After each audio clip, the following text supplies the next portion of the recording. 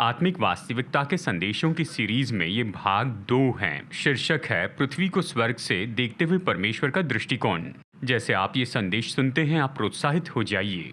अब हम कुछ समय वचन में बिताएंगे और फिर उसके बाद में हम प्रार्थना और सेवकाई में कुछ समय बिताएंगे वचन के प्रचार के बाद। और मैं सबसे पहले खुश हूँ कि आप परमेश्वर का वचन सुनना चाहते हैं, और निश्चय ही हम आपको प्रोत्साहित करते हैं कि आप इसे दूसरों के साथ शेयर कीजिए। जिनसे आप परिचित हैं ऐसे लोगों को शेयर कीजिए, ताकि वो भी जो वचन बताया गया है उसके द्वारा प्रोत्साहित हो सकें, जैसे वो परमेश्वर के वचन की सेवकाई को सुनते हैं। पिछले रविवार हमने एक नई सीरीज़ शुरू की है आत्मिक वास्तविकता के बारे में, और हमने बस शुरू किया ताकि इसका परिचय बता सकें। संदेशों की श्रृंखला आत्मिक वास्तविकता पर पिछले रविवार के संदेश का नाम था अदृश्य संसार। हमने आत्मिक क्षेत्र के बारे में चर्चा की, या हमने इसे कहा कि यह अदृश्य है या फिर स्वर्गीय क्षेत्र हैं। और निश्चय इसे परिपूर्णता में हमने तो नहीं बताया, केवल मुख्य बातें बताई हैं। आप इस संदेश को फिर से सुन सकते हैं अगर आप इसे चूक गए हैं तो। लेकिन चलिए अभी हम वहाँ से आगे बढ़ते हैं, और आज आइए इस पूरी समझ में हम यहाँ पर आगे बढ़ते हैं, और हमें आत्मिक वास्तविकता को समझना होगा। पिछले रविवार हमने एक बात को स्थापित करके देखा कि परमेश्वर तो आत्मिक व्यक्ति है, और वो तो आत्मिक अदृश्य संसार में रहते हैं, और वो तो अनंत काल के खुद का अस्तित्व रखने वाले आत्मिक व्यक्ति हैं। और निश्चय हमने आपको बताया था कि स्वर्गदूतों के बारे में, यानी स्वर्गदूत, और फिर गिरे हुए दूतों के बारे में, शैतान और दुष्ट आत्माएं यानी उन बुरी आत्माओं के बारे में, फिर मनुष्य के बारे में बताया और उसका स्वाभाविक क्षेत्र में काम बताया। आत्मिक क्षेत्र के बारे में आपको बहुत कुछ बताया, और ये भी बताया कि आत्मिक क्षेत्र में समय और दूरी नहीं होती हैं, और ये तो मायने नहीं रखते हैं उस आत्मिक क्षेत्र में। और हमने ये भी कहा है कि निश्चय ही वहाँ पर ऊर्जा है, वहाँ पर भौतिक वस्तुएं हैं। आत्मिक क्षेत्र में मतलब आत्मिक क्षेत्र में वहाँ सामर्थ है, ऊर्जा है, और वहाँ पर भौतिक वस्तुएं हैं। आत्मिक क्षेत्र तो असली है, लेकिन वो अलग वस्तु से बना है जिसे आप और मैं नहीं समझ सकते।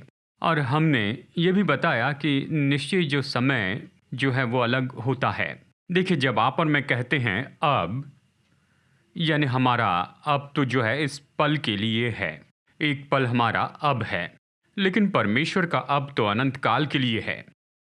यानी देखिए ज़रा, जब परमेश्वर का अब है वो तो अनंत काल के लिए, और ये पूरा अनंत काल तो अब उसके इस अब में है, और इसलिए वो महान मैं हूँ हैं। वो अनंत काल में रहने वाले परमेश्वर है, समय के बाहर रहते हैं, और उसके लिए सारा अनंत काल तो अब में है। वो तो महान मैं हूँ हैं जो अनंत काल के अब में रहते हैं। तो जहाँ तक कि परमेश्वर की बात आती है, समय तो बिल्कुल व्यवहारिक नहीं है। यानी एक और महत्वपूर्ण बात जो हमें अपने मन में रखनी चाहिए वो ये है कि हम सीमित लोग हैं। हम उस अगणित परमेश्वर को समझने की कोशिश कर रहे हैं, और इसलिए देखिए, हमारे विचार और हमारी भाषा में हम केवल कुछ ही शब्दों में बता सकते हैं, यानी कि बस केवल कुछ बातों को समझा सकें। उस अगणित परमेश्वर के बारे में हमारा छोटा मन क्या समझ सकता है, उस परमेश्वर के बारे में जो कि अगणित ऐसे महान परमेश्वर हैं। और निश्चय हम जो भी देखेंगे वो तो बहुत ही सीमित होगा। वो सच में कौन है उसकी तुलना में, और जो कुछ भी जानना और समझना है उसकी तुलना में उस महान परमेश्वर के बारे में। और आज मैं कुछ महत्वपूर्ण करना चाहता हूँ। जैसे हम आत्मिक वास्तविकता के सीरीज़ में आगे बढ़ रहे हैं, देखिए, मैं चाहता हूँ हम सारी चीज़ों को परमेश्वर के दृष्टिकोण से देखें। तो आत्मिक वास्तविकता के इस भाग 2 के संदेश में परमेश्वर का दृष्टिकोण देखेंगे। इसका मतलब देखिए, पारंपरिक रूप में हम इसे तो केवल अपने ही दृष्टिकोण से देखते हैं। स्वाभाविक से हम आत्मिक को समझने की कोशिश करते हैं, हम परमेश्वर की ओर देखते हैं, यानी इस तरह से। लेकिन इसके बारे में क्या कि हम परमेश्वर के मन में जाएं और परमेश्वर के दृष्टिकोण से सब कुछ देखते जाएं। वो सब कुछ जो हो रहा है उसे कैसे देखते हैं, इस स्वाभाविक क्षेत्र में परमेश्वर हमें क्या बताना चाहते हैं उसके दृष्टिकोण से। ये तो ऐसे है जैसे कि हम पृथ्वी पर से बाहरी स्पेस को देख रहे हैं, लेकिन अगर हम स्पेस में बाहर दूर जाएं और पृथ्वी को देखें तो ये पूरी तरह से अलग चित्र होगा। सारी चीजों का।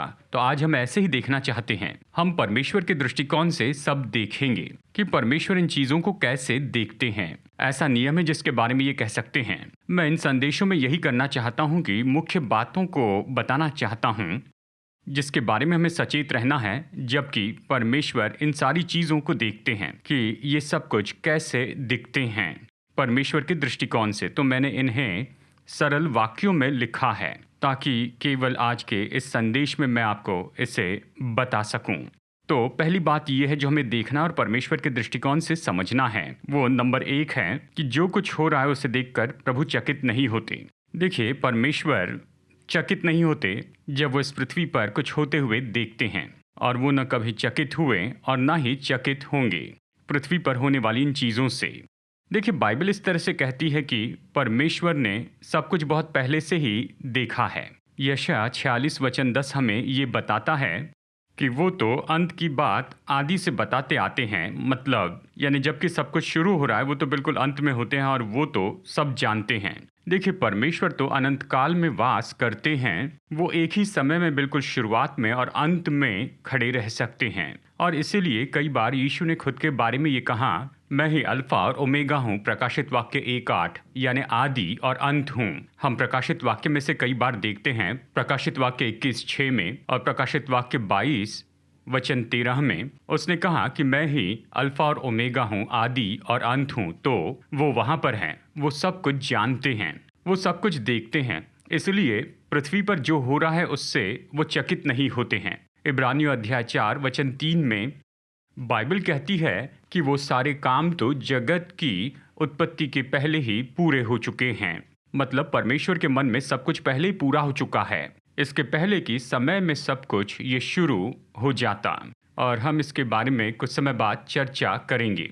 तो परमेश्वर चकित नहीं हुए जब आदम और हव्वा ने ये चुनाव किया था कि उसकी आज्ञा भंग करे। प्रभु चकित नहीं हुए जब मनुष्य गिर गया, वो चकित नहीं हुए जब ये सब कुछ होता चला गया जो कि मनुष्य के पाप के बाद में हुआ।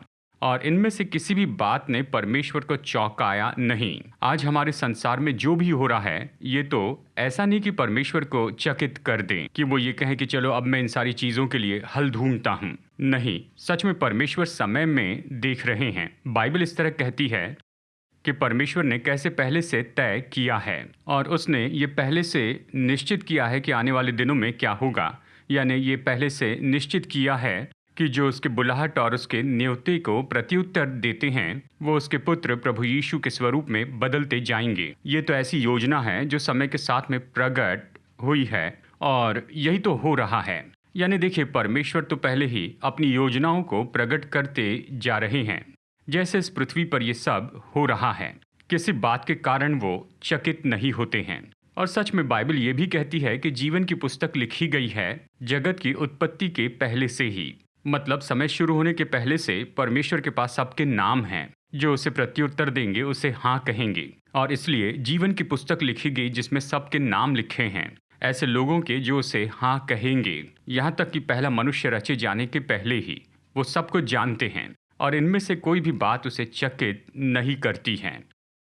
नंबर 2 तो ये है कि परमेश्वर अपनी महानता में पूरी तरह सुरक्षित हैं। देखिए, हम जानते हैं कि परमेश्वर महान परमेश्वर हैं। उसका नाम है अडोनाय यहोवा। इसका मतलब महान प्रभु।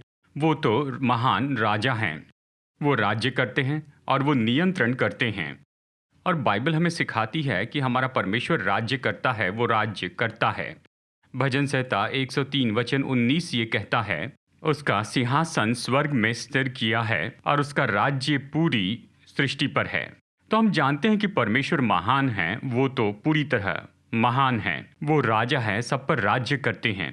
तो परमेश्वर अपनी महानता में बहुत ही सुरक्षित हैं।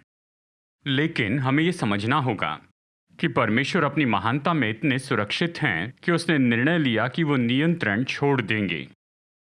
चलिए मैं फिर से कहूँ और इसे समझाकर बताता हूँ कि परमेश्वर अपनी महानता में बहुत ही सुरक्षित हैं कि उसने निर्णय लिया कि वो नियंत्रण छोड़ देंगे। देखिए, कई बार हम लोगों को ये कहते हुए सुनते हैं कि देखिए परमेश्वर नियंत्रण करते हैं।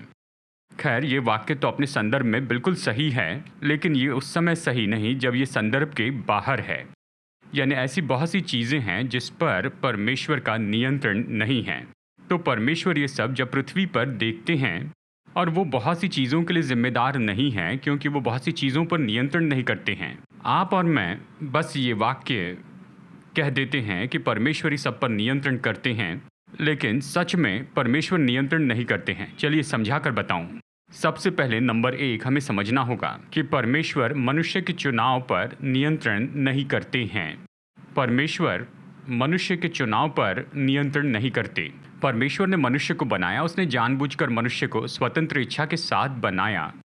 तो ये महान परमेश्वर मनुष्य को बनाते हुए सच में नियंत्रण दे रहे थे और कहा, मनुष्य तुम अपने जीवन पर नियंत्रण करोगे। परमेश्वर मनुष्य पर नियंत्रण नहीं करने वाले थे। मनुष्य कोई रोबोट तो नहीं है। यानी परमेश्वर मनुष्य के चुनाव पर नियंत्रण नहीं करते हैं। परमेश्वर आपके चुनाव पर नियंत्रण नहीं करते। यानी आप चुनाव करके ये नहीं कह सकते हैं कि परमेश्वर नियंत्रण करते हैं। उदाहरण के लिए कहिए कि अगर आप जाकर कुछ गलत करते हैं, चाहे वो जो भी हो, और आपने जो कुछ भी गलत किया है उसका परिणाम होता है, तो ये सही नहीं कि पीछे हटकर कहें कि परमेश्वर नियंत्रण करते हैं, और इसका कोई अर्थ नहीं होता है और ये वाक्य सही नहीं है। क्योंकि जो कुछ भी हो रहा है ये आपके चुनाव और आपके निर्णय का परिणाम है, और आप इस चुनाव के परिणामों के लिए जिम्मेदार व्यक्ति हैं। परमेश्वर आपके चुनाव पर नियंत्रण नहीं करते हैं। आपने जो चुनाव किया उसके परिणाम तो होंगे, ये आपकी जिम्मेदारी है। अब परमेश्वर महान है, उसने आपको स्वतंत्र इच्छा दी है और उसने आपके चुनाव का नियंत्रण आपको दिया है, और इसलिए आप उसके परिणामों का सामना करेंगे। आप और मैं अपने चुनावों के परिणामों का सामना करेंगे। अब हम क्या कर सकते हैं और इसके बारे में मैं आपको समझाऊंगा। जब हम ये जानते हैं कि हमने गलत चुनाव किया है तो हम पश्चाताप कर सकते हैं और प्रभु को काम करने के लिए न्योता दे सकते हैं, तो वो करेंगे।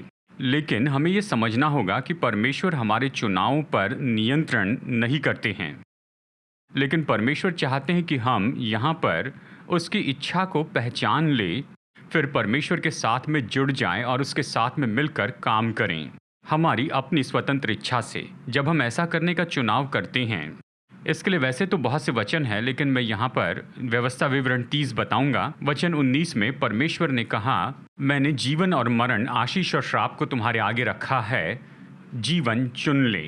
परमेश्वर अपने लोगों से कहते हैं, देखो तुम्हारे सामने 2 पर्याय हैं, जीवन और मृत्यु, आशीष और श्राप। मैं सलाह दूंगा कि तुम जीवन चुन लो, लेकिन तुम्हें चुनाव करना है। प्रभु आपके लिए इसे चुन नहीं सकते हैं। या फिर देखिए यहोशू अध्याय 24 वचन 15, यहोशू कहता है, तो आज चुन लो कि तुम किसकी सेवा करोगे। तुम ये चुनाव करो कि किसकी सेवा करना चाहोगे, परंतु मैं अपने घराने समेत यहोवा की सेवा करूंगा। तो वो चुनाव करता है, प्रभु के लोगों से कहता है कि तुम चुनाव करो। ठीक है, तो हमें चुनाव करना है और परमेश्वर वही काम करते हैं जहाँ उसका स्वागत होता है। परमेश्वर ज़बरदस्ती आपके जीवन में आकर ये नहीं कहेंगे मैं काम करूंगा और तुम्हें बदल दूंगा। नहीं, वो वही काम करते हैं जहाँ पर उसका स्वागत होता है। तो हमें उसे न्योता देना चाहिए। परमेश्वर काम करते हैं हमारी इच्छा के सहयोग में आकर और हमारे साथ में सहकर्मी बनकर। हम परमेश्वर की इच्छा पहचान कर ये कहते हैं, प्रभु मैं चुनाव करता हूँ कि आपको जो पसंद है वही करूँ। मैं अपना काम करूँगा। मैं आपको न्योता देता हूँ कि आप मुझे सामर्थ दें कि मैं ऐसा करूँ और मैं आपके साथ काम करूँगा। प्रभु चाहते हैं कि हम ऐसे ही काम करें, लेकिन हम ऐसे ही कह दें कि परमेश्वर नियंत्रण करते हैं और हम अपने चुनाव करते जाएं, ये सही नहीं है। पूरी तरह से परमेश्वर आपके चुनाव पर नियंत्रण नहीं करते। ठीक है, दूसरी बात हमें समझना होगा कि परमेश्वर शैतान पर नियंत्रण नहीं करते हैं।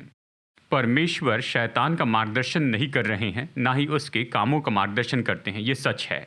शैतान और उसकी दुष्टात्माएं जो भी करना चाहती हैं वो करती हैं। वो लोगों की परीक्षा करती हैं, वो हमला करते हैं, कोशिश करते हैं कि चोरी करे, घात करे और नाश करे, और परमेश्वर उसका प्रबंध नहीं करते हैं। परमेश्वर शैतान और दुष्ट आत्माओं का मार्गदर्शन नहीं करते हैं। तो परमेश्वर शैतान और उसकी क्रियाओं पर नियंत्रण नहीं करते हैं। वो केवल उतना ही करते हैं जिसे करने की हम उन्हें अनुमति देते हैं हमारे इस संसार में। देखिए, परमेश्वर महान हैं, इसका मतलब वो शैतान से ज़्यादा सामर्थी हैं। वो निश्चय ही आएंगे और शैतान के विरुद्ध में काम करेंगे। इसके बारे में हम और भी देखेंगे। लेकिन मैं कह रहा हूँ कि सामान्य रूप में जैसे इस पृथ्वी पर होता है, परमेश्वर शैतान को नहीं बताते हैं कि क्या करना और उस पर नियंत्रण करें। शैतान और दुष्ट आत्माएं अपने बुरे कामों को कर रहे हैं जैसे वो चुनाव करते हैं। तीसरी चीज जिस पर परमेश्वर नियंत्रण नहीं करते, परमेश्वर इस पृथ्वी के मामलों में नियंत्रण नहीं करते हैं। देखिए, परमेश्वर ने मनुष्य को पृथ्वी पर रखा और लोग ही हैं जो ये सब करते हैं। और देखिए, ऐसे तत्व हैं और फिर प्रकृति का काम है, यानी ये सब कुछ ऐसा है जो पहले से नियुक्त हैं। और रोमियो 8 यानी पूरा 8 अध्याय हमें इसके बारे में समझाकर बताता है कि हम नाश होने की ओर बढ़ते जा रहे हैं। परमेश्वर के असली डिज़ाइन से हम दूर हो चुके हैं और इसलिए ये जो प्रकृति यहाँ पर इस तरह से रखी गई है, ये काम तो कर रही है लेकिन ये अपने असली स्तर से नीचे घट चुकी है और इसलिए पृथ्वी के मामलों पर प्रभु अधिकार नहीं करते। उदाहरण के लिए, दो लोग लड़ने लगे तो प्रभु उन पर नियंत्रण नहीं करते। आप नहीं कह सकते प्रभु नियंत्रण कर रहे हैं, नहीं, ये उन दोनों का चुनाव है। अब ज़रा सोचिए कि वो बहुत ही बढ़ते चले जाता है और फिर वहाँ पर दो गैंग आपस में लड़ते हैं। परमेश्वर इन गैंग पर नियंत्रण नहीं करते, ना ही उन्हें लड़ने के लिए कहते हैं। तो परमेश्वर पृथ्वी के इन सारे मामलों पर नियंत्रण नहीं करते हैं। जब देश युद्ध करते हैं तो परमेश्वर उन्हें युद्ध करने के लिए नहीं कहते हैं। जब तानाशाह लोगों के साथ में बुरा व्यवहार करते हैं या उन्हें मारते हैं, प्रभु उस तानाशाह से नहीं कहते कि इस तरह व्यवहार करें।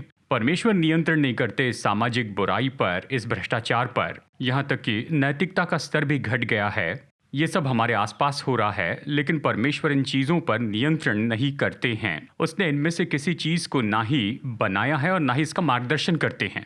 लोग काम कर रहे हैं, शैतान काम कर रहा है, समाज काम कर रहा है। देखिए, परमेश्वर ऐसे नहीं कि बवंडर को आज्ञा दे या तूफान या सुनामी या ज्वालामुखी को या भूकंप को। देखिए, वो ऐसे नहीं करते हैं। ये तो प्रकृति के द्वारा होता है क्योंकि वो परमेश्वर के असली डिजाइन से हट चुके हैं, इसलिए होता है। ये सब इसलिए होता है जिन लोगों को जन्म से ही कोई परेशानी है, परमेश्वर ने इस तरह उन्हें नहीं बनाया। उनके शरीर में या मन में कोई मुश्किल होती है, परमेश्वर ने इस तरह से नहीं बनाया है।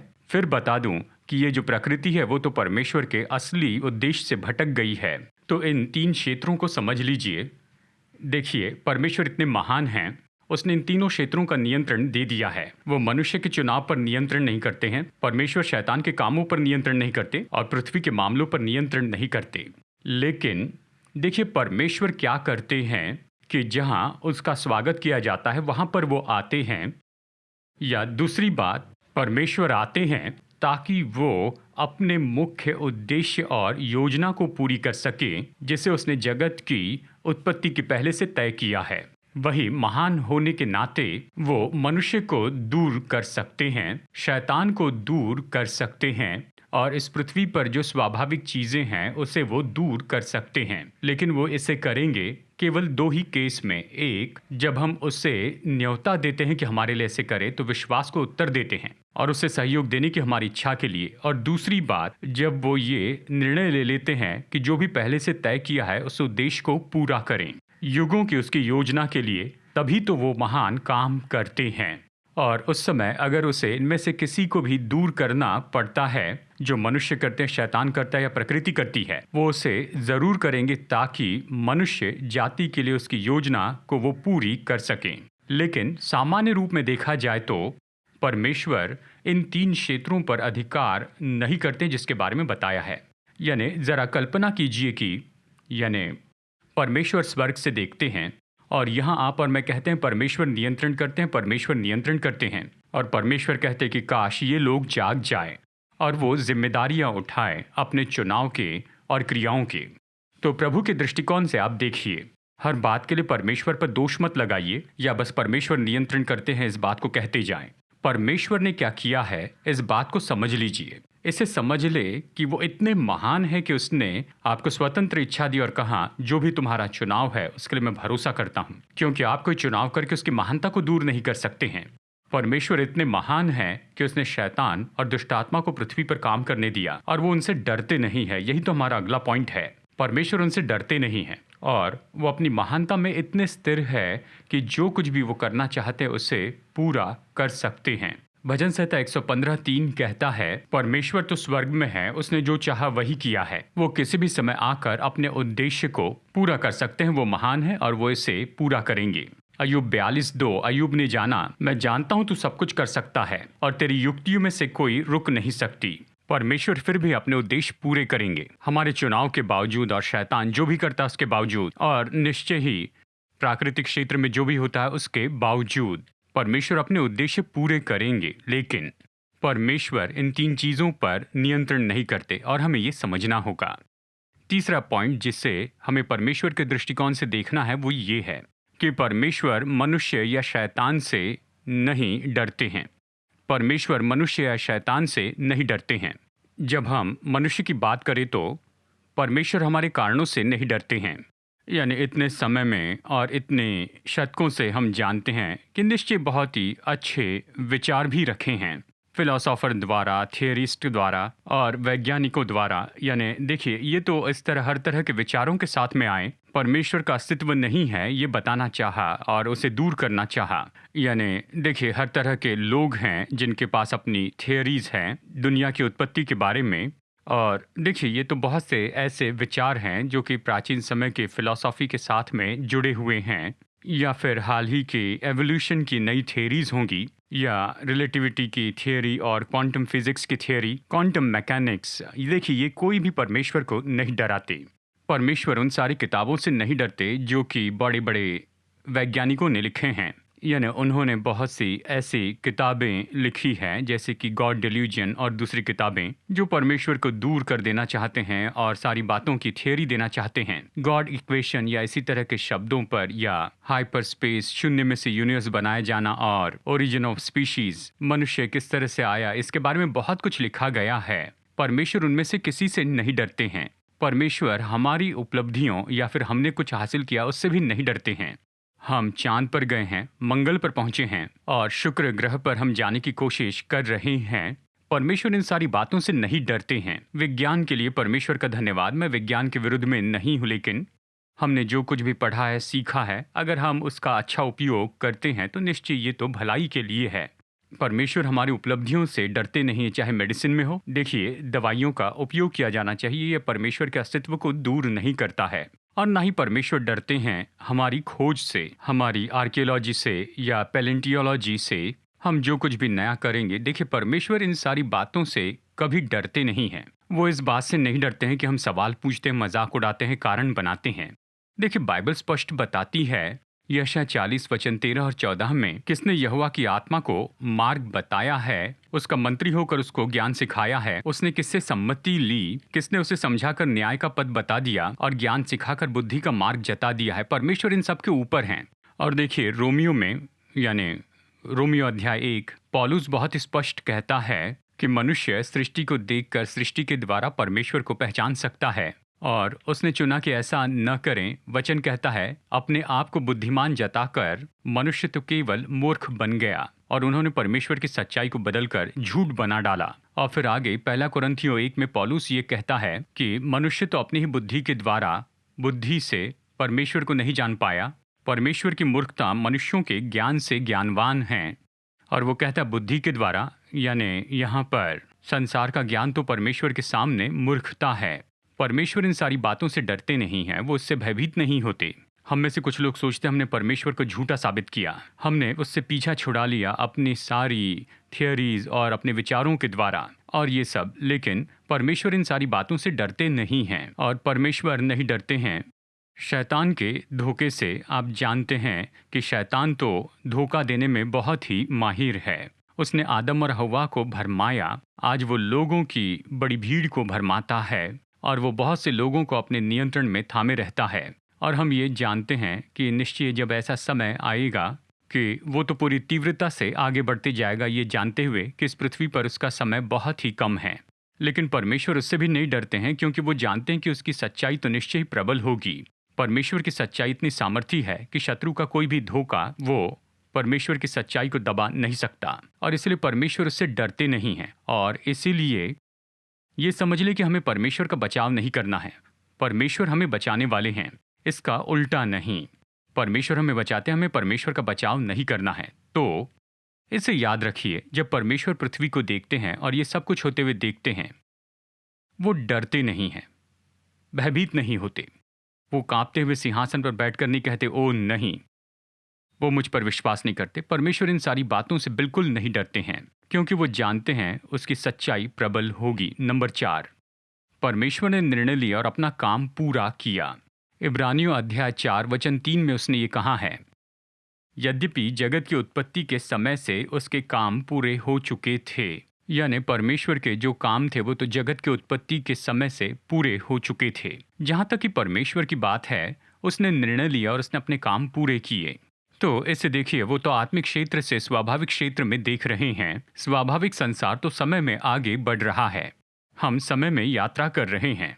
परमेश्वर की बात है तो वो कहते हैं कि जो कुछ भी काम मुझे करने थे वो मैंने पूरे कर दिए हैं। जहाँ तक कि वो काम जो इस पृथ्वी के संबंध में है, उसने इसे पूरा कर दिया है। उसने निर्णय लिया और इसे पूरा किया।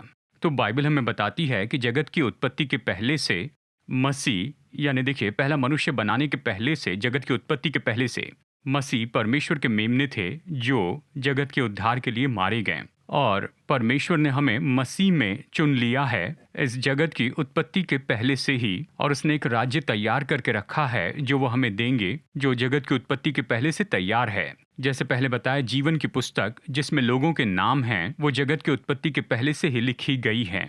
जहाँ तक कि परमेश्वर के मन की बात है, प्रभु ने समय में यात्रा की है और परमेश्वर के मन में सारे काम हो चुके हैं। मसीह क्रूस पे चढ़ाए गए हैं। क्रूस पर आपके और मेरे पाप चुका दिए गए हैं, सब कुछ शुरू होने के पहले से ही। हमारी बीमारी और रोगों को क्रूस पर उठा लिया गया है और क्रूस पर परमेश्वर ने आपको पहले ही घोषित किया कि आप परिपूर्ण और चंगे हैं, जगत की उत्पत्ति के पहले से ही। तो परमेश्वर ने निर्णय लिया और उसने अपना काम पूरा भी किया है, कुछ भी शुरू होने के पहले से। शैतान तो हराया और कुचला गया क्रूस पर इस जगत की उत्पत्ति के पहले से ही। परमेश्वर ने हमारे स्वर्गीय पिता होने के नाते ये सब पहले से स्थापित किया, जगत की उत्पत्ति के पहले से ही। जहाँ तक कि परमेश्वर की बात है, उसने कहा देखो मैंने निर्णय लिया और काम पूरा किया है। यानी देखिए, जब वो आपको और मुझे देखते हैं, जो काम मैंने पूरा किया है उसमें तुम जियो। आप एक आत्मिक व्यक्ति हैं। जब आप आत्मा में प्रवेश करते हैं तो हम उसके अनुसार जीना शुरू कर सकते हैं जो पहले ही पूरा किया गया है। जहाँ तक कि परमेश्वर की बात है, परमेश्वर चाहते हैं हम ऐसे ही जिए। इस पर हम और चर्चा करेंगे आने वाले रविवार को, यानी अगले हफ्ते। लेकिन देखिए, उदाहरण के लिए जब आप और मैं चंगाई की अपेक्षा करते हैं, हम ये नहीं कहते कि प्रभु मुझे चंगाई दीजिए।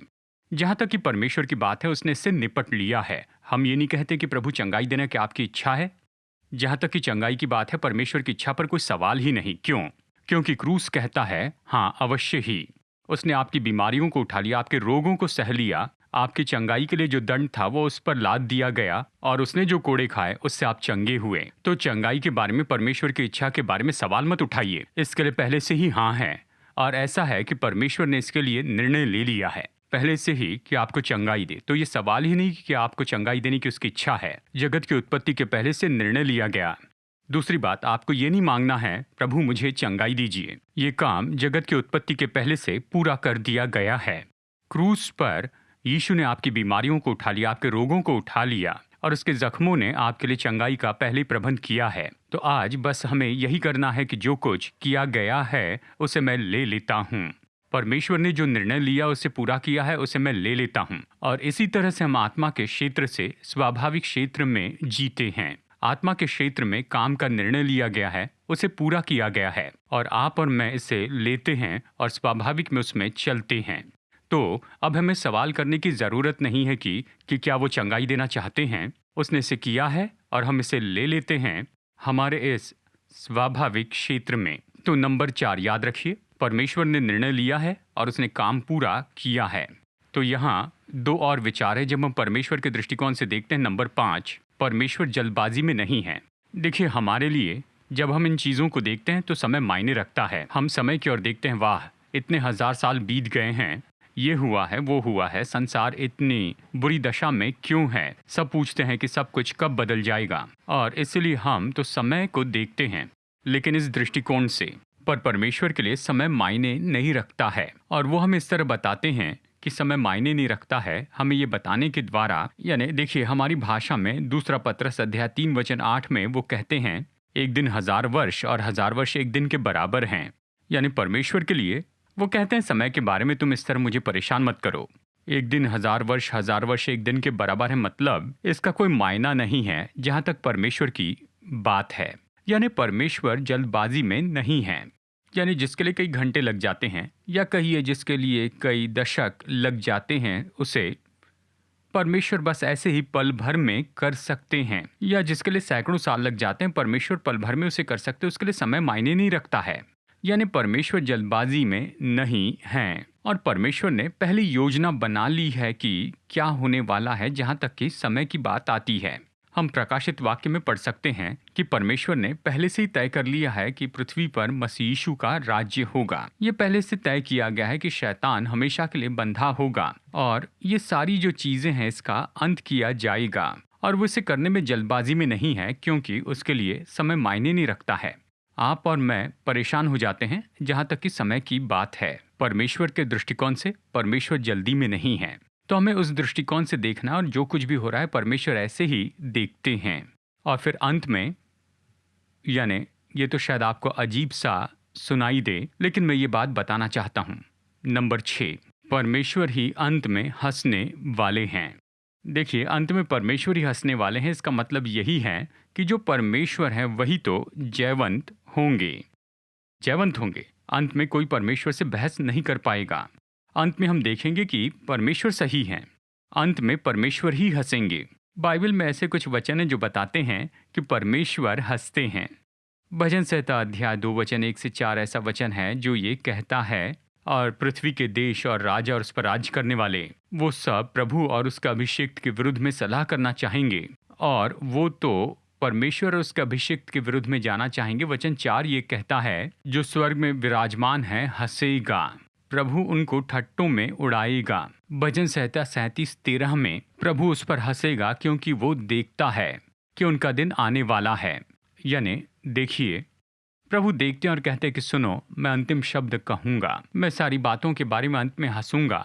हम अंत जानते हैं, उनमें से कुछ प्रभु ने हम पर प्रकट किया। देखिए, प्रकाशित वाक्य वचन 11 से 15 में ये महान श्वेत सिंहासन का न्याय है जहां पर हर एक जीवित व्यक्ति उसके सामने खड़ा होगा, और जो किताबें हैं वो तो खोली जाएंगी। तो आप कल्पना कर सकते हैं, सारे महान अगुवे और वो सारे लोग जिन्हें बहुत सम्मान दिया गया था, और ये सारे जो महान व्यक्ति थे परमेश्वर के सिंहासन के सामने खड़े रहेंगे। और बाइबल ये कहती है कि हर एक घुटना टिकेगा और हर एक जीभ अंगीकार करेगी कि यीशु मसीह ही प्रभु हैं, और अंत में परमेश्वर ही हंसने वाले हैं। और इसीलिए जब परमेश्वर ये सब कुछ देखते हैं, वो डरते नहीं हैं, वो पीछे हटते नहीं हैं। वो जानते हैं कि सब कुछ का अंत कैसे होगा, और वो जानते हैं कि वो हमें आगे कैसे ले जाएंगे, जिसे हम अनंत काल का भविष्य कहते हैं। परमेश्वर ये सब कुछ देखते हैं, और ये तो इस भौतिक संसार के बारे में परमेश्वर का दृष्टिकोण है समय के बारे में। तो चलिए इन 6 पॉइंट्स को मैं आपको फिर से याद दिला दूं और फिर संदेश खत्म करेंगे। जब हम परमेश्वर के दृष्टिकोण के बारे में कहते हैं तो हम क्या कहना चाहते हैं? नंबर 1, जो कुछ भी हो रहा है उसे देखकर प्रभु चकित नहीं होते हैं, जो कुछ भी हो रहा है। दूसरी बात, परमेश्वर अपनी महानता में सुरक्षित हैं और उसने जानबूझकर निश्चय ऐसा समय दिया है कि जो कुछ करना चाहे उसे कर सकें ताकि सब कुछ हो सके। तीसरी बात, परमेश्वर मनुष्य या शैतान से नहीं डरते हैं। और चौथी बात, हमने कहा कि परमेश्वर ने निर्णय लिया और अपना काम पूरा किया है। यानी ऐसा नहीं कि परमेश्वर अभी भी कुछ काम करने की कोशिश कर रहे हैं। प्रभु के अनुसार उसने निर्णय लिया, सारे काम पूरे किए। नंबर 5 कि परमेश्वर जल्दबाजी में नहीं है। और नंबर 6 कि अंत में परमेश्वर हंसेंगे। अब हमारे लिए ये सब कुछ समझना क्यों ज़रूरी है? पिछले रविवार मैंने आपको ये कारण बताए थे, अभी फिर से दोहराता हूँ। देखिए, हमें समझना होगा, जैसे हम आत्मिक वास्तविकता के बारे में सीखते हैं, क्योंकि जैसे सीरीज में हम आगे बढ़ेंगे, अगले रविवार हम अपने दृष्टिकोण के बारे में कहेंगे कि हमें आत्मिक क्षेत्र को किस तरह से देखना होगा। और इसलिए इस पृथ्वी पर अपना जीवन जैसे हम जीते हैं आत्मिक क्षेत्र में, इसके बारे में अगले हफ्ते बताएंगे। लेकिन आत्मिक वास्तविकता समझना क्यों महत्वपूर्ण है? नंबर 1, ताकि आप और मैं हम अपने आत्मिक जीवन को बढ़ाने के महत्व को समझ सकें। हमने ये कहा है कि मनुष्य 3 भाग का व्यक्ति है। वो आत्मिक व्यक्ति है। वो इसलिए बना है कि आत्मिक और स्वाभाविक संसार में जिए, और इसलिए हमें समझना होगा कि आत्मिक चीज़ें कैसे काम करती है ताकि हम आत्मिक क्षेत्र में प्रभावी हो जाएं और स्वाभाविक क्षेत्र में भी। हमें समझना होगा कि सही तरह से परमेश्वर से कैसे जुड़ जाएं। शायद आज आपने ऐसा कुछ सुना जिसके बारे में कभी सोचा नहीं था परमेश्वर के बारे में, और निश्चय पृथ्वी पर यह आपके जीवन में बदलाव लेकर आएगा। ये जानते हुए कि प्रभु इसे कैसे देखते हैं। बहुत ही बुनियादी रूप में आशा है कि हम इसकी और ज़्यादा जिम्मेदारी उठाएं हमारे चुनाव और हमारी बातों के बारे में, और ये न कहें कि प्रभु नियंत्रण करते हैं, नहीं, क्योंकि प्रभु के दृष्टिकोण से उसने आपको और मुझे स्वतंत्र इच्छा दी है। वो कहते हैं तुम जिम्मेदार हो। नंबर 3, पहचाने और उसके अनुसार काम करें। जब हम सब कुछ देखते हैं, सारी बातों के लिए प्रभु पर दोष न लगाए कि प्रभु ने ये सब कुछ किया, नहीं। देखिए, हम कुछ करते हैं और कुछ तो शैतान और दुष्टात्माएं करती हैं। हमें समझना होगा कि कौन काम कर रहा है, और इसीलिए यानी उसके द्वारा पृथ्वी की इन सारी चीज़ों को सही तरह से उत्तर दें। और इसलिए मैंने पहले भी बताया, आप जानते हैं कि यहाँ कुछ मामलों में स्वाभाविक में बदलाव देखने के लिए हमें पहले आत्मिक से शुरू करना होगा। पिछले रविवार मैंने बताया था, और मैं फिर से कह रहा हूँ, और इसीलिए आत्मिक वास्तविकता को समझना महत्वपूर्ण है। और जैसे हम इस सीरीज़ में आगे बढ़ते जाएंगे, हम बहुत सी नई चीज़ों को खोजते जाएंगे, और मैं आशा करता हूँ कि हम ऐसी दशा में होंगे कि हम स्वाभाविक में सामर्थ्य काम कर पाएंगे, जैसे हम निश्चय ही आत्मिक रूप में काम करना सीखते जाते हैं। देखिए, ऐसी बहुत सी चीज़ें हैं जो हम बता रहे हैं और हम आपको बताएंगे। देखिए, हम तो प्रयोग करते जाते हैं, या कहिए जीवन की लेबॉर्ट्री में इन सच्चाइयों में हम जीते हैं। जब हम किसी साइंटिस्ट के बारे में सोचते हैं, देखिए, जब भी वो कोई आइडिया लेकर आते हैं, एक्सपेरिमेंट करते हैं कि उस थ्योरी और उस विचार को साबित करें, वो डेटा कलेक्ट करते हैं और सब कुछ जमा करते हैं, और उससे जो कुछ भी निष्कर्ष निकालते हैं, और उन सारी बातों की जांच पड़ताल करके वो एक निष्कर्ष निकालते हैं। और हम भी ऐसे ही करते हैं। हम सच्चाई से शुरू करते हैं, जीवन के लेबॉर्ट्री में शुरू करते हैं, असली लोगों के जीवन की असली परिस्थिति में हम इसे काम करते हुए देखते हैं, और ये सब सबूत पर आधारित है, हमारे जीवन की लेबॉर्ट्री के सबूतों पर आधारित है, और हम भी डेटाबेस हैं, यानी हम इसे बार बार होते हुए देखते हैं लोगों के जीवन में। और इसलिए हम जानते हैं जो हम काम कर रहे हैं ये तो सच्चाई है, क्योंकि हम इसमें काम कर रहे हैं जीवन के लेबॉर्ट्री में, असली लोगों के साथ, जीवन की असली परिस्थिति में, और हम सबूत देखते हैं, परिणाम देखते हैं, जो कि बार बार होते हैं लोगों के जीवन में। और इसलिए हम ये सब भरोसे के साथ में, पूरे भरोसे के साथ में कह सकते हैं, ये जानते हुए कि जब हम इन चीज़ों को सीखते हैं और इसका उपयोग करते हैं, तो हम सच्चाई को काम करते देखेंगे, और ये हमें एक जैसे परिणाम देंगे सभी लोगों के लिए, हर एक परिस्थिति में, चाहे कोई भी वंश या किसी भी परंपरा में हो, सच्चाई एक जैसे ही काम करती है। हम इसे देखते हैं। अब हम यहाँ पर निश्चय ही इस समय प्रार्थना करने वाले हैं। हम एक साथ प्रार्थना करेंगे। प्रभु को काम के लिए आप न्योता दें, हमारे जीवन में वो काम करे। आप अपना दिल खोलिए और अपेक्षा करें कि प्रभु काम करेंगे। अब यहाँ पर हम प्रार्थना करने वाले हैं। देखिए, परमेश्वर तो एक आत्मिक व्यक्ति है। अगर हमें परमेश्वर के साथ में जुड़ना है तो हमें आत्मिक क्षेत्र में कदम बढ़ाना होगा। अवश्य ही परमेश्वर महान है, हमारे संसार में आकर हमारे शरीर और मन को छू सकते हैं। अगर हमें परमेश्वर के साथ जुड़ना है तो हमें आत्मा के क्षेत्र में आना होगा। परमेश्वर आत्मा है, हम आत्मिक व्यक्ति हैं। हमारी आत्मा, परमेश्वर जो आत्मा है, उससे बातें करें। और इसलिए मैं चाहता हूँ कि अगले कुछ पल आप अपनी आत्मा में परमेश्वर तक पहुँचे, उससे बातें करें। अन्य भाषा बोल सकते हैं तो अन्य भाषा में प्रार्थना कीजिए और कहिए, प्रभु मैं चाहता हूँ कि आप मुझे छू लीजिए, मेरी सेवा कीजिए। मैं चाहता हूँ आप मुझसे बातें कीजिए, और उससे न्योता दें कि आपके जीवन में वो काम करें। हे पिता, मैं बढ़ाता हूँ अपना हृदय और अपने विश्वास को लोगों के लिए जो अभी हमारे साथ में जुड़े हैं और सुन रहे हैं। और अभी मैं लोगों के लिए प्रार्थना करता हूँ प्रभु यीशु मसीह के नाम में, हमारे प्रभु यीशु मसीह के नाम में। और पिता, मैं प्रार्थना करता हूँ कि आप लोगों को स्पर्श कीजिए, इनकी ज़रूरत के क्षेत्र में, इन्हें जहाँ भी ज़रूरत है उस क्षेत्र में इन्हें छू लीजिए। हम आपको धन्यवाद देते हैं, आपको धन्य कहते हैं स्वर्गीय पिता। धन्यवाद प्रभु यीशु मसीह, धन्यवाद परमेश्वर। हम आपकी स्तुति करते हैं। हम प्रार्थना करते हैं कि आप सेवा कीजिए अपने लोगों की, चाहे ये जहाँ भी हो इस समय। ये लोग ये आपके स्पर्श को अनुभव करें, आपकी उपस्थिति अनुभव करें। ये लोग ये अनुभव करें कि परमेश्वर आप इनके जीवन में सामर्थ्य काम करते जा रहे हैं। धन्यवाद पिता परमेश्वर, हालेलुया। धन्यवाद प्रभु यीशु मसीह। धन्यवाद करते हैं परमेश्वर, आपको धन्य कहते हैं, धन्य कहते हैं, आपको धन्य कहते हैं, आपका आदर करते हैं यीशु। धन्यवाद, धन्यवाद प्रभु जी, धन्यवाद प्रभु। हम आपका आदर करते हैं, स्तुति करते हैं, आपकी आराधना करते हैं। पिता, हम प्रार्थना करते हैं इन लोगों के लिए जिन्हें अपने जीवन में फिर से नया बनाया जाना चाहिए। हे पिता, अभी जो कुछ भी चला गया है उसे वापस दीजिए, जो ये खो बैठे हैं उसे वापस दीजिए। ऐसे ऋतु में, जीवन की ऐसी परिस्थिति में मैं इनके लिए पुनर्गठन की प्रार्थना करता हूँ प्रभु जी। धन्यवाद प्रभु यीशु।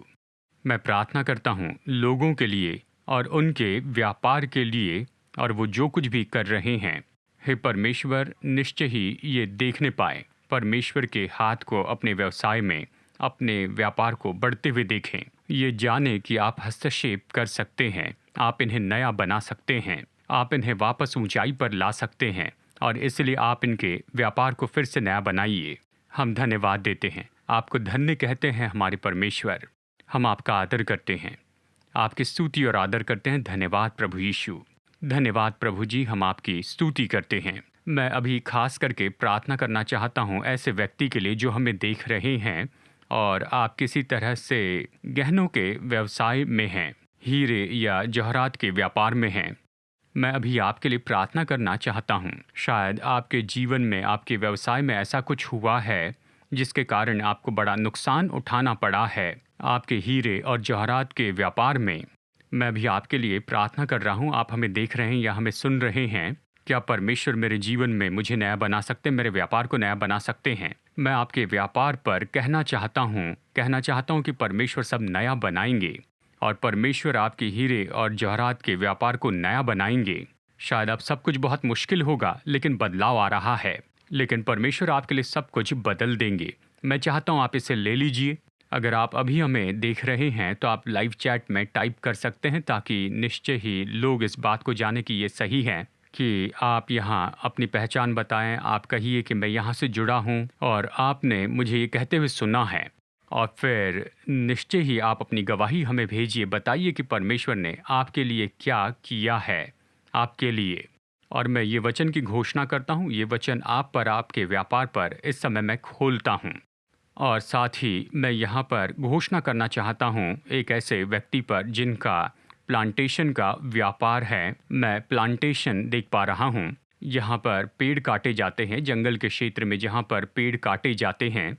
आप इस प्लांटेशन के मालिक हैं, आपके लिए लोग काम करते हैं और वो आपके लिए ये पेड़ काटते हैं, लेकिन वहाँ पर कुछ न कुछ गड़बड़ी हो गई है और ऐसी परिस्थिति है जिसका हल निकालना ज़रूरी है। आपके उस प्लांटेशन के जगह पर लोग आपके लिए काम करते हैं, इन पेड़ों को काटते हैं, लेकिन आप यहाँ समस्या में आ गए हैं और उस परिस्थिति से आपको निपटना है।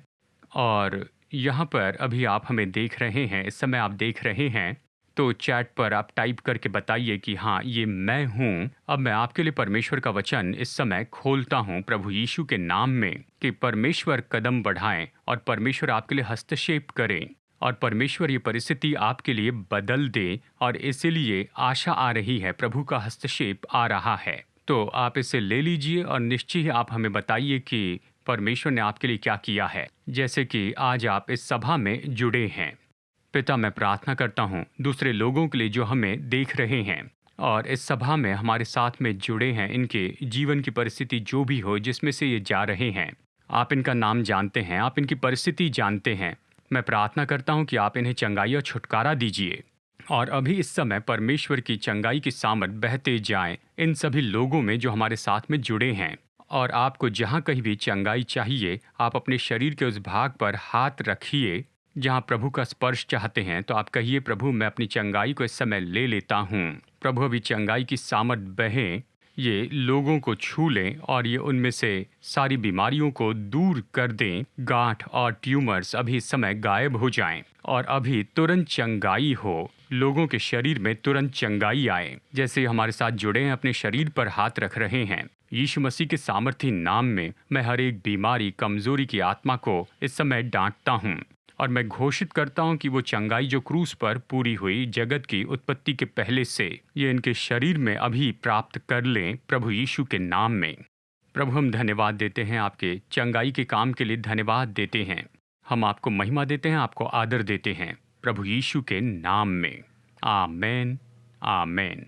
हमारे साथ जुड़ने के लिए धन्यवाद, इस सभा में जुड़ने के लिए धन्यवाद।